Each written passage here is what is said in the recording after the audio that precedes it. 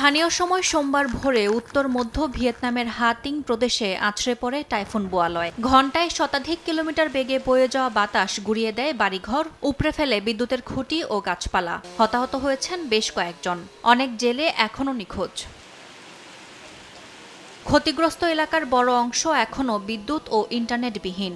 সড়কে গাছপালা ও বৈদ্যুতিক খুঁটি পড়ে যোগাযোগ বিচ্ছিন্ন হয়ে পড়েছে। জরুরি ত্রাণ ও উদ্ধার কাজে নেমেছেন সেনা ও দুর্যোগ ব্যবস্থাপনা কর্মীরা।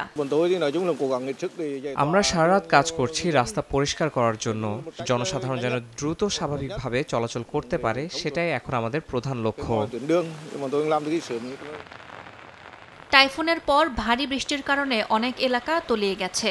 পানিবন্দী পরিবারগুলো নৌকা কিংবা ভেলায় করে চলাচল করছেন।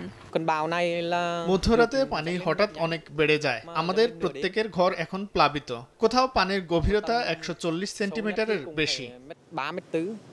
সরকারি হিসেবে ক্ষতিগ্রস্ত হয়েছে 1 লাখেরও বেশি ঘরবাড়ি ও 10,000 হেক্টর জমির ফসল। এছাড়া আগামী 24 ঘণ্টায় উত্তরের বিভিন্ন প্রদেশে ভূমিধস ও আকস্মিক বন্যার ঝুঁকি রয়ে গেছে বলে জানিয়েছে দেশটির আবহাওয়া দপ্তর।